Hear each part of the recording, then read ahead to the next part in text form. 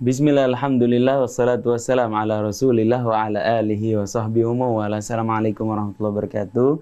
Waalaikumsalam warahmatullahi wabarakatuh. Ikhwan akhwat yang dirahmati Allah subhanahu wa ta'ala, Ustaz Husin, Ondi, dan juga Mas Fahri di meja operator.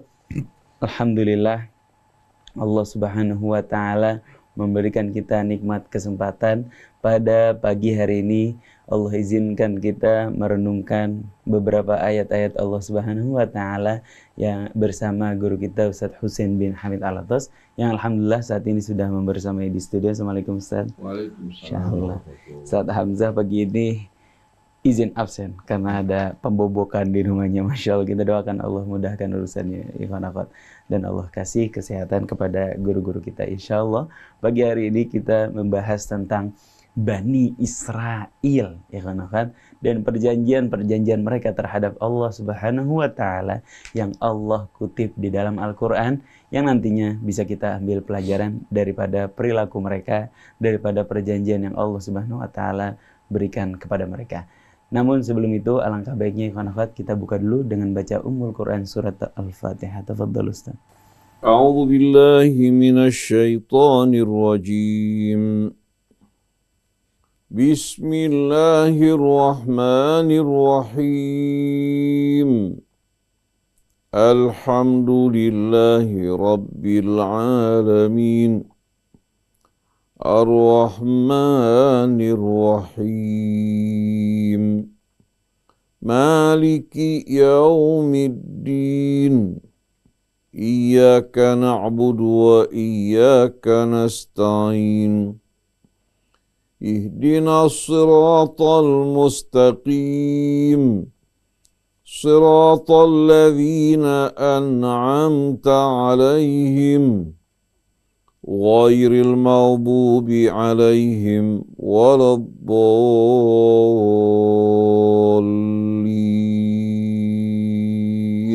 Amin amin ya rabbal alamin. Allahumma rahamna bil Quran. Ikhwan akhwat, boleh dicek daripada surat Al-Baqarah ayat 83.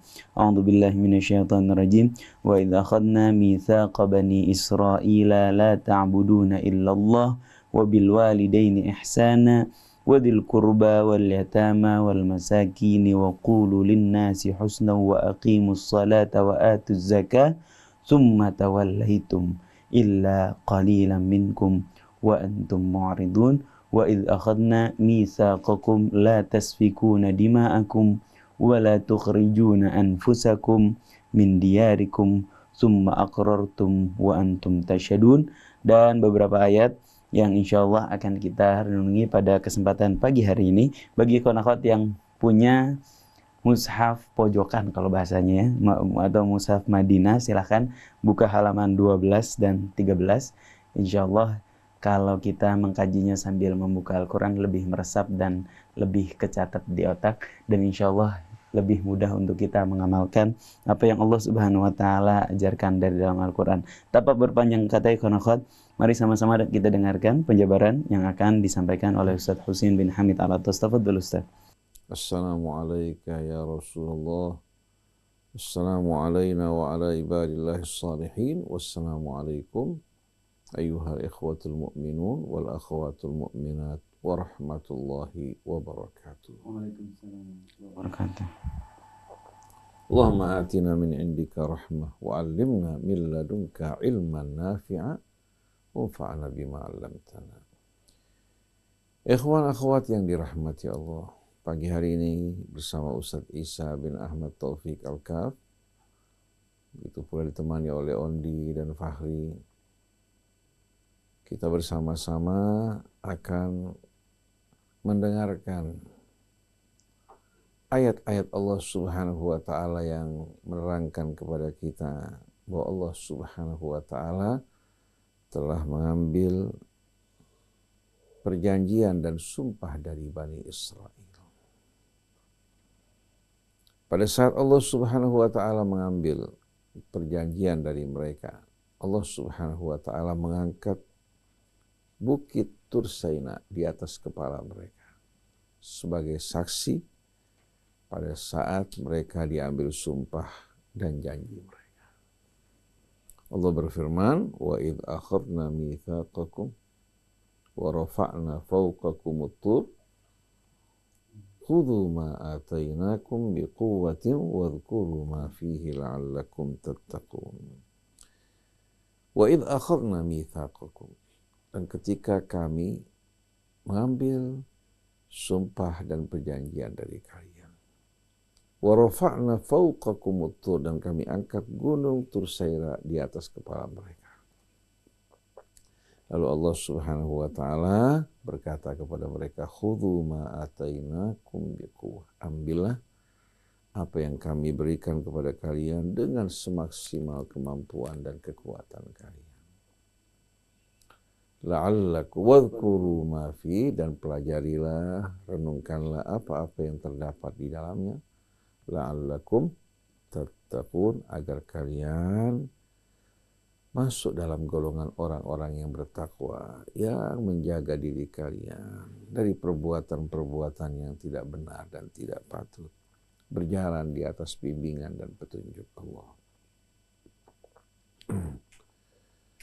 Begitu juga dalam ayat yang lain pada suratul Baqarah, Allah berfirman, wa idh akhadna mitsaqakum wa rafa'na fawqakumut tura khudhu ma atainakum biquwwati wasma'u. Qalu sami'na wa asayna wa ushribu fi qulubihimul ijla bikufrihim qul bi'sa ma ya'murukum bihi imanukum in kuntum mu'minin. Pada ayat ini Allah terangkan bagaimana Allah mengambil perjanjian dan sumpah dari mereka. Allah mengangkat bukit Tursaina di atas kepala mereka. Tapi ternyata setelah itu mereka melanggar perjanjian mereka bersama Allah.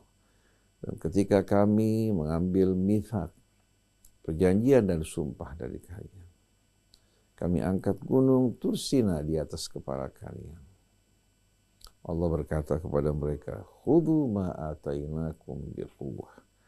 Ambillah apa yang kami berikan kepada kalian dengan semaksimal kekuatan kalian. Wasma'u, dan dengarkan, patuhi dan ikuti. Ternyata jawaban mereka bilisanil hal, bukan mereka menjawab pada saat itu, tapi berdasarkan perilaku mereka. Setelah itu ternyata mereka tidak mentaati perjanjian dan tidak memenuhi janji mereka kepada Allah. Qalu sami'na wa asayna. Mereka menjawab bilisanil hal, dengan perbuatan mereka, kami dengar, tapi kami menentang dan menolak untuk mematuhinya.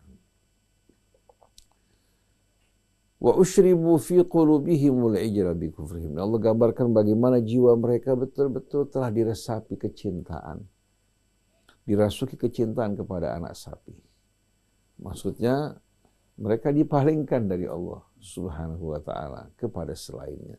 Dan anak sapi ini sebagai simbol, seperti yang pernah mereka lakukan ketika mereka menyembah anak sapi yang dibuat oleh Samiri.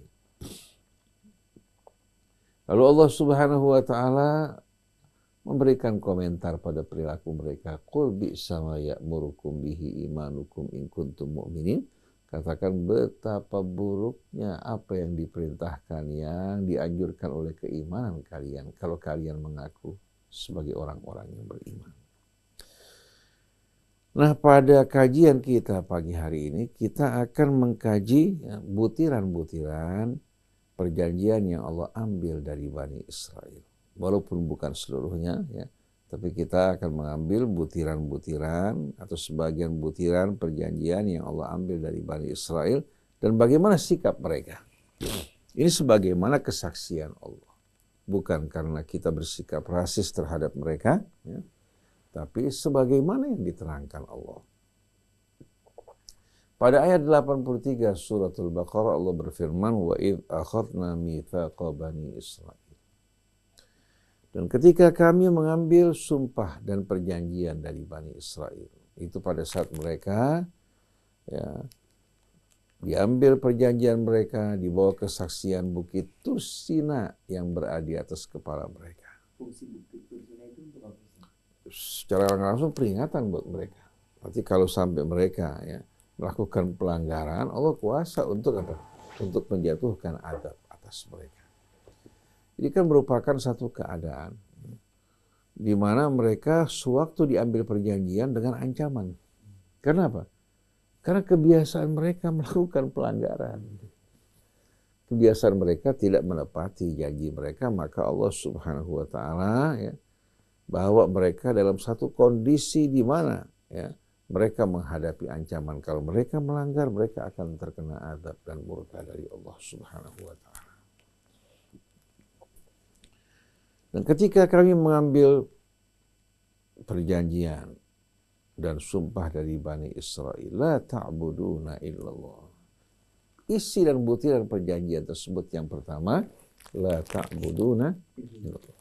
Kalian tidak akan menyembah kecuali hanya Allah. Karena Allah pencipta mereka, pencipta seluruh alam raya, maka tidak ada selain Allah yang berhak untuk mereka sembah. Kemudian Allah sebutkan ya butiran berikutnya yang kedua, wabil walidaini ihsana, dan perlakukanlah kedua orang tua kalian dengan cara yang baik dan mulia. Ini merupakan wasiat Allah yang Allah sampaikan kepada setiap nabi untuk disampaikan pada umat mereka, termasuk nabi kita Muhammad sallallahu alaihi wasallam, wa qadha rabbuka alla ta'budu illa iyyah wa bil walidaini qul ta'alu atlu ma harrama rabbukum alaikum alla tusyriku billahi syai'a wa bil walidaini ihsana. Jadi kita lihat bahwa wasiat ini wasiat yang Allah Subhanahu wa taala sampaikan kepada setiap nabi agar disampaikan kepada umat mereka. Kemudian wadil qurba wal yatama wal masakin, begitu pula memperlakukan kerabat-kerabat yang terdekat dengan kita dengan cara yang baik dan mulia. Kemudian anak-anak yatim, mereka orang-orang yang kehilangan pendukung mereka, kehilangan tulang punggung mereka, ya, yang membutuhkan perhatian. Apalagi kalau mereka merupakan kemenakan kita, kerabat kita, maka kewajibannya lebih besar lagi. Wal masakin, begitu pula kepada apa? Kepada orang-orang miskin.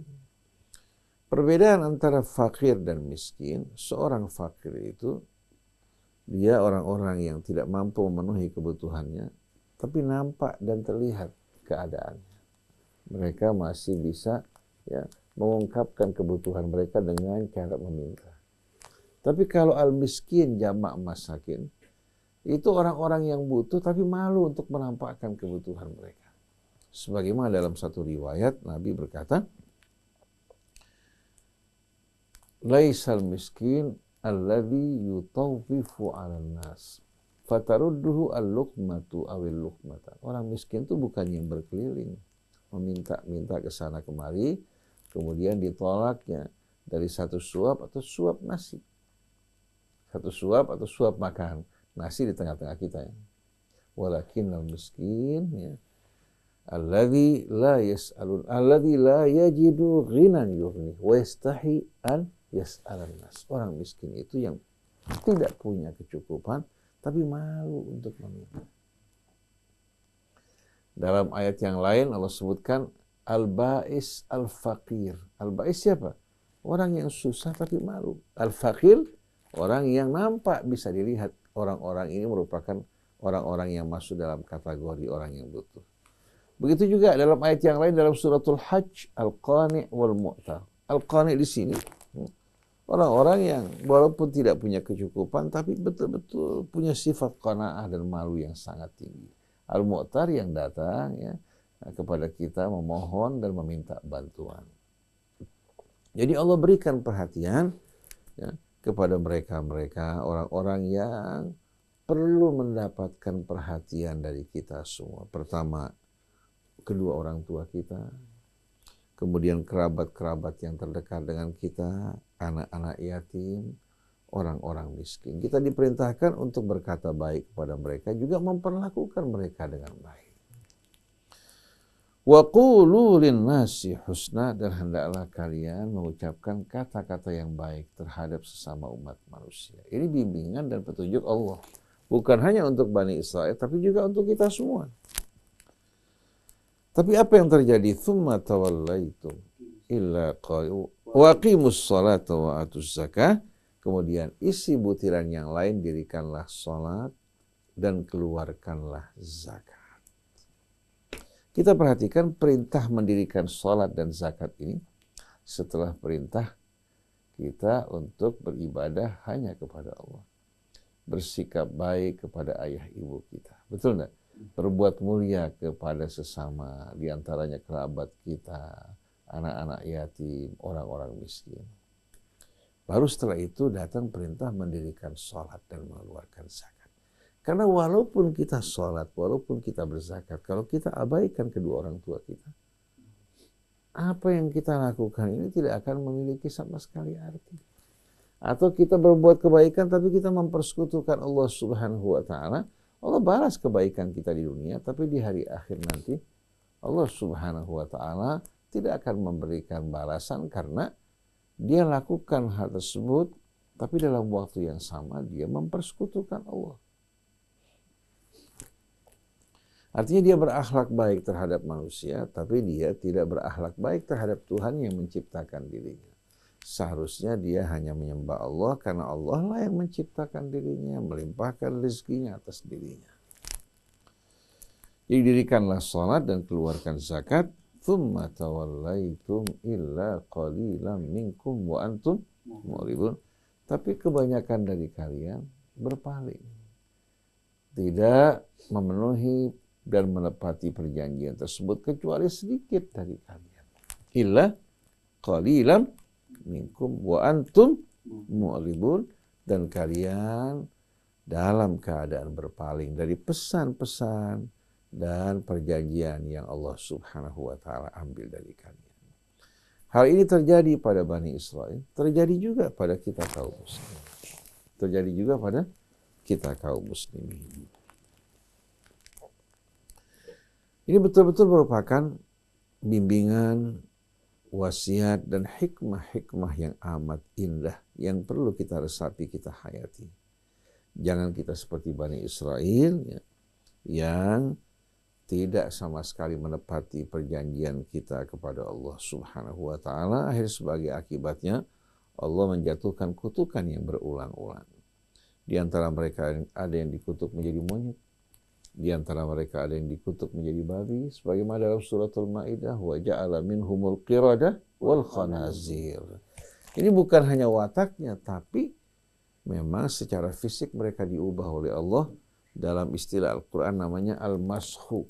Walau nasha'u lamasakhnahum ala makanatihim famastata'u mudhiyan wala yarji'un. Ini merupakan sebahagian butiran ya, perjanjian ya, atau pokok-pokok perjanjian yang Allah Subhanahu wa taala ambil dari Bani Israel dan juga dari kita umat Islam. Nah, kemudian Allah Subhanahu wa taala juga tegaskan kepada kita melalui ayat-ayat ini salah satu perjanjian yang Allah ambil dari Bani Israel. Salah satu perjanjian yang Allah ambil dari Bani Israel, itu pada ayat berikut ini. Wa idh akhadna mitsaqakum la tasfikuna dima'akum wa la tukhrijuna anfusakum min diyarikum thumma aqrartum wa antum tashhadun. Dan juga ketika kami mengambil sumpah dan perjanjian dari kalian, la tasfikuna dima'akum, bahwa kalian tidak akan menumpahkan darah sesama kalian. Wa la tukhrijuna anfusakum min diyarikum, dan kalian tidak akan mengeluarkan sesama kalian dari rumah-rumah mereka. Di sini Allah gunakan kata anfusakum. La tukhrijuna anfusakum min diyarihim.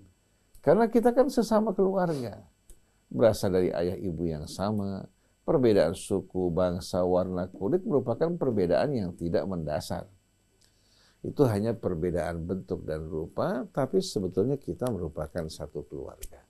Oleh karena itu kalau kita menyakiti saudara kita sama dengan kita menyakiti diri sendiri. Jadi Allah Subhanahu wa taala mengambil perjanjian dari mereka untuk tidak menumpahkan darah sesama kalian. Wa tukhrijuna anfusakum min diyarihim wa tukhrijuna anfusakum min diyarikum, dan kalian tidak mengeluarkan anfusakum. Kesannya seolah-olah artinya anfus kan jamak daripada nafas. Kalian tidak mengeluarkan diri kalian dari rumah kalian. Tapi maksudnya kalian tidak mengeluarkan sesama saudara kalian dari rumah mereka. Tapi Allah gunakan kata wala tukhrijuna anfusakum min diyarikum, kalian jangan mengeluarkan diri kalian dari rumah-rumah kalian. Maksudnya jangan mengeluarkan saudara-saudara kalian yang sebetulnya sama dengan diri kalian kalau kalian lakukan hal itu. Tsumma aqrartum wa antum tashhadun. Kemudian kalian menerima perjanjian tersebut dan kalian semua bersama-sama menjadi saksi. Ini merupakan perjanjian yang Allah ambil dari Bani Israel untuk tidak menumpahkan darah sesama kalian dan tidak mengusir juga saudara-saudara kalian dari rumah mereka.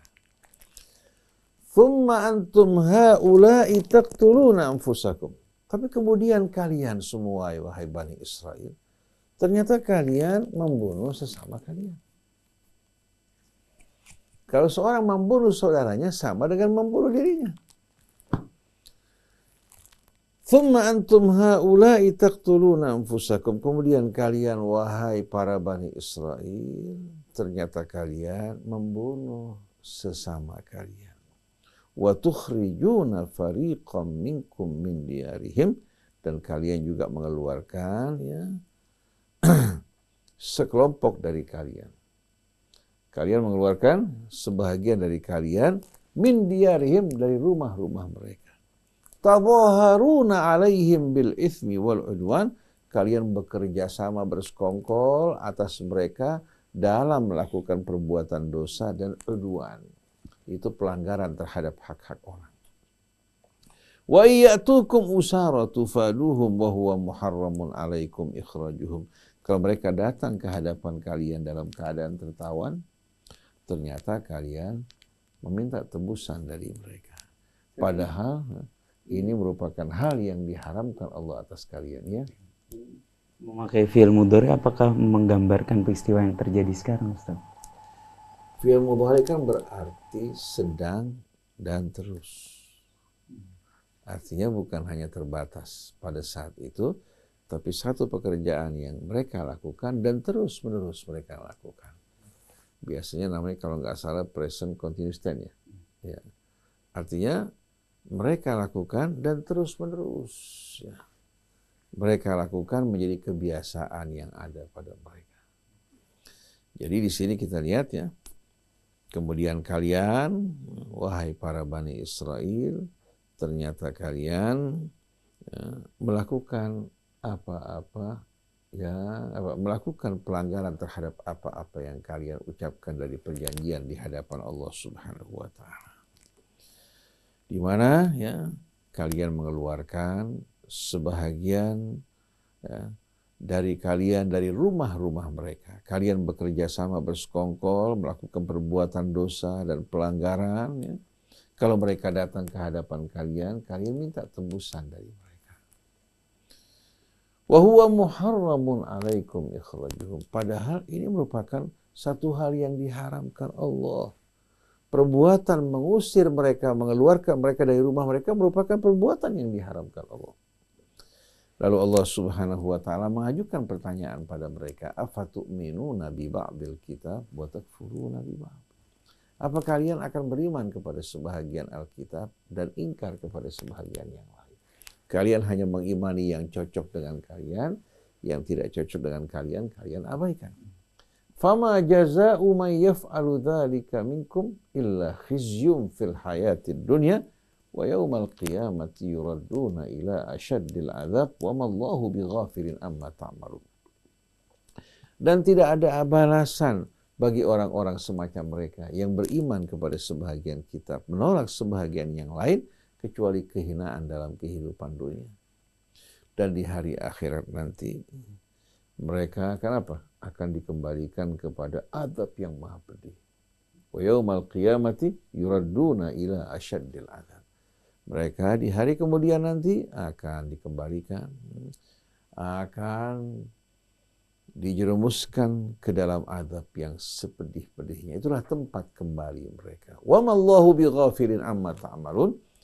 Kalau Allah belum menghukum kalian, bukan berarti Allah lalai. Sesungguhnya Allah tidak pernah lengah lalai dari perbuatan kalian.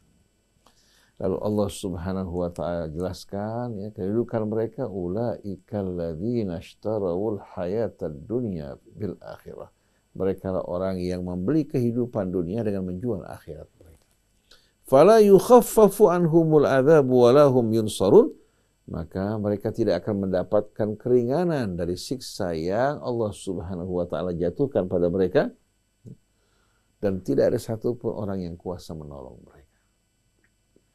Ini ayat-ayat Al-Quran bukan merupakan catatan sejarah, tapi merupakan catatan yang berisikan firman-firman Allah yang menerangkan bagaimana orang-orang Yahudi ya, yang diambil perjanjian oleh Allah, kebanyakan dari mereka melanggar perjanjian tersebut.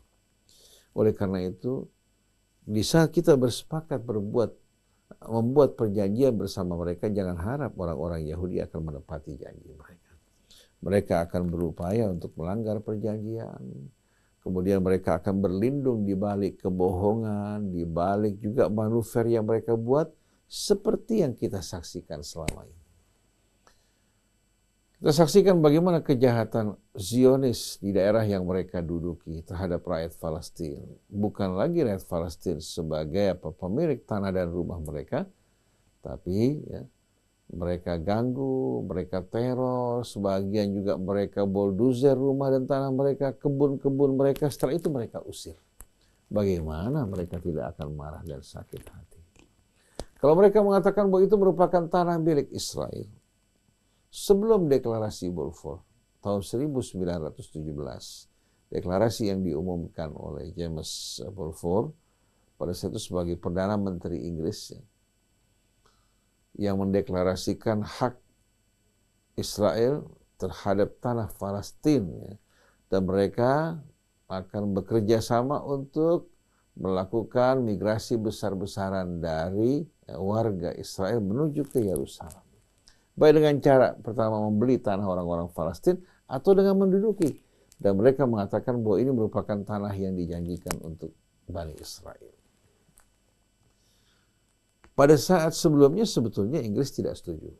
Tapi karena Inggris pada saat tersebut kalah perang dari Jerman pada peperangan dunia pertama, kalah perang, maka sekelompok orang Zionis, kita kan tahu Zionis berdiri tahun 1890, didirikan oleh seorang yang bernama Theodor Herzl.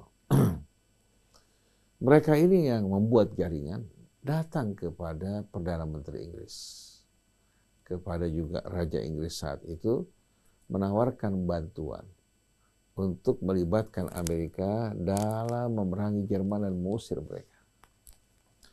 Disambut oleh Perdana Menteri Inggris, tapi dengan syarat bahwa Inggris pemerintahnya akan melakukan deklarasi mengumumkan bahwa tanah Palestina adalah tanah milik orang-orang Israel. Akhirnya Inggris berhasil keluar dari pengepungan Jerman dan mengusir Jerman dari apa? Dari wilayah Inggris. Maka Perdana Menteri Inggris James Balfour menepati janjinya mengumumkan hak tanah Palestina untuk Israel. Dan pada saat itu Palestina berada di bawah penjajahan Inggris. Dan penguasa-penguasa pada saat itu seperti Sharif Hussein yang berkuasa di Hijaz, kemudian Abdullah yang berkuasa di mana? Yang berkuasa di mana? Yang berkuasa di Irak. Kemudian juga Faisal yang berkuasa di Abdullah yang berkuasa di Yordania, Faisal yang berkuasa di Irak, itu semua merupakan siapa? Merupakan anak keturunan dari Sharif Hussein dan di bawah perlindungan Inggris. Pertama-tama Inggris meminta kepada Sharif Hussein untuk menyerahkan Palestina bagi Israel. Tapi Sharif Hussein menolak. Dengan satu genggam tanah pun saya tidak akan serahkan. Akhirnya Inggris mengatakan untuk keamanan Anda sebaiknya Anda meninggalkan Hijaz terlebih dahulu. Akhirnya ternyata Inggris bekerja sama dengan Al Saud saat ini bersama Abdul Aziz dan rombongannya untuk mengembangkan kekuasaan mereka meliputi seluruh wilayah Hijaz. Seluruh wilayah Hijaz, termasuk diantaranya wilayah juga wilayah Riyadh, Qasib dan lain sebagainya. Nah, termasuk juga wilayah Hijaz. Tapi dengan syarat Abdul Aziz harus menyerahkan tanah Palestina untuk Israel. Nah, Inggris berhasil membantu Abdul Aziz untuk apa? Untuk menguasai wilayah Hijaz, menyingkirkan Syarif Hussein dan keluarganya dari lingkungan tersebut. Ya. Kemudian setelah itu Abdul Aziz menandatangani perjanjian di Terusan Suez. Di Terusan Suez.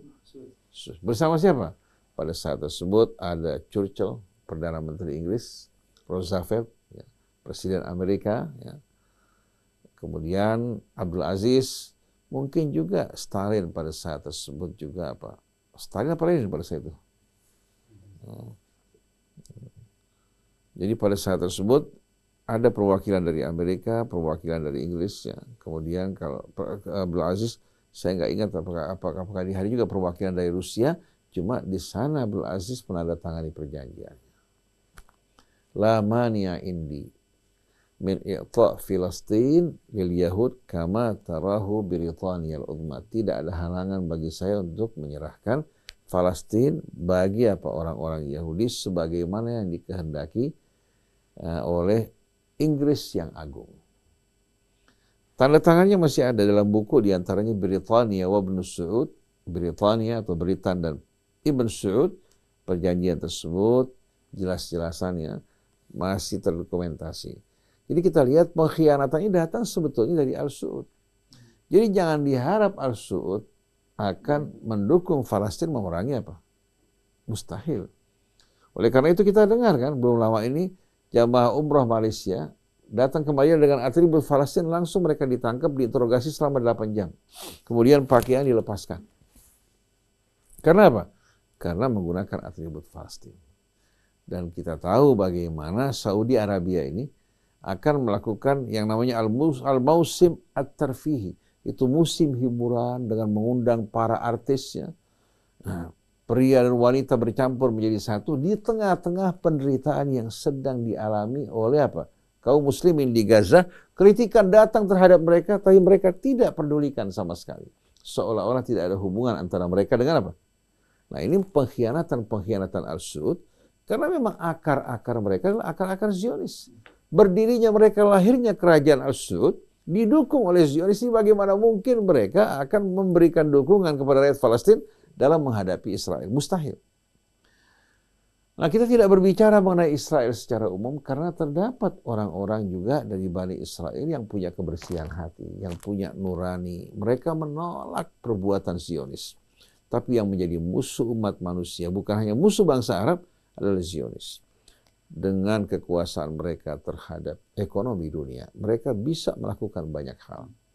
Sampai mengatur juga kebijakan satu bangsa, juga dalam menentukan pemimpin yang bakal diangkat, kemudian kebijakan juga keuangannya. Seperti yang kita saksikan bagaimana mereka tidak berdaya sama sekali untuk menolak, termasuk Mesir. Dengan perjanjian Camp David yang mengikat Mesir tidak berdaya untuk memberikan dukungan bantuan kepada saudara mereka. Dan ini sebetulnya pengkhianatan para pemimpin Arab terhadap agama mereka, terhadap Allah, terhadap Rasulnya, terhadap orang-orang yang beriman. Tapi kita semua yakin ini rupanya merupakan pertanda kehancuran Zionis. Sebagaimana yang dijanjikan Allah, wa in uttum utna. Kalau kalian kembali merusak, kami akan juga kembali menghancurkan kalian seperti sebelumnya pada masa Nebukadnezar atau sebelumnya pada masa Goliath, bahkan setelah masa Nebukadnezar pada masa Alexander Al-Magdoni yang menghancurkan mereka. Kemudian pada masa Titus tahun 70 Masehi. Ya. Kemudian kita saksikan juga bagaimana tangan-tangan Nazi yang menghancurkan mereka, dan sudah dekat masanya. Tidak lama lagi insya Allah Zionis akan mengalami kehancuran, ya. Dan juga negara-negara yang mendukung Zionis juga akan mendapatkan azab dan hukuman dari Allah. Mudah-mudahan segera Allah pindahkan kekuasaan ke tangan orang-orang yang beriman dan bertakwa kepada Allah Subhanahu wa taala. Karena yang kita saksikan saat ini betul-betul amat-amat memalukan. Amat-amat memalukan. Tapi ternyata dari keterangan Allah tadi dalam Al-Quran, kita bisa memahami memang orang-orang Yahudi secara umum tidak dapat dipercaya kalau mereka membuat perjanjian. Mereka hanya akan mengambil yang mereka suka, meninggalkan apa yang mereka tidak suka. Bahkan para nabi pun mereka berani membunuh. Afakullama ja'akum rasulun bima la tahwa anfusukum istakbartum fa fariqan kadzdzabtum wa fariqan taqtulun. Apakah setiap kali datang kepada kalian rasul yang membawakan sesuatu yang kalian tidak sukai, kalian menyombongkan diri, sebagian kalian dustakan, sebagian kalian bunuh. Nah, kalau nabi mereka berani bunuh, apalagi yang mereka tidak berani lakukan. Bahkan Bani Nadir pernah berencana membunuh Nabi kita Muhammad SAW dengan menjatuhkan batu di atas kepala Nabi kita. Jadi orang-orang yang saat ini tertipu mendukung Zionis. Di antara mereka ada yang mendukung karena kebodohan. Ada juga yang mendukung karena terpaksa walaupun hati mereka tidak bisa menerima. Karena apa? Karena mereka berada pada cengkeraman Zionis. Nah, kita berharap mudah-mudahan kaum muslimin di Indonesia bisa bersatu bersama umat Islam di seluruh penjuru dunia, menegakkan keadilan, membela kebenaran, dan jangan pernah kita melakukan perbuatan-perbuatan aniaya terhadap siapapun, walaupun terhadap non-muslim. Oleh karena itu seperti yang tadi Isa bilang, orang-orang Yahudi merasa bahwa mereka hidup di tengah-tengah umat Islam, aman, terjamin, tidak pernah ada yang mengganggu mereka. Sebaliknya non-Islam yang hidup di tengah-tengah mayoritas non-Islam banyak mengalami perlakuan-perlakuan yang tidak baik. Oleh karena itu mari kaum muslimin kita bersatu, berjuang untuk menegakkan kebenaran dan keadilan. Allah Subhanahu wa ta'ala akan limpahkan rahmatnya dan keberkahannya bagi kita. Dan Allah Subhanahu wa ta'ala akan membuat kehidupan kita damai dan sejahtera. Subhanakallahumma wa bihamdik, asyhadu an la ilaha illa anta, astaghfiruka wa atubu ilaik. Jazakallah Ustaz. Mudah-mudahan apa yang disampaikan tadi ikhwan akhwat bisa jadi wasilah hidayah untuk kita semua. Kita ambil pelajaran perjanjian yang Allah janjikan berikan kepada Bani Israel, beberapa poin yang amalan-amalan yang bisa kita lakukan, bagaimana kita diperintahkan untuk berbuat baik kepada kedua orang tua kita, tidak mempersekutukan Allah, berbuat baik kepada keluarga kita, kepada qorobah kita, orang-orang terdekat kita, dan semua itu kita perkokoh dengan mendirikan sholat dan juga menunaikan zakat untuk Allah Subhanahu wa ta'ala. Ikhwan akhwat, Al-Faqir Isa Al-Kaf, ada Ondi, ada Fahri di meja operator beserta seluruh kru yang bertugas. Mohon undur diri. Wassalamualaikum warahmatullahi wabarakatuh. Waalaikumsalam. Syukur.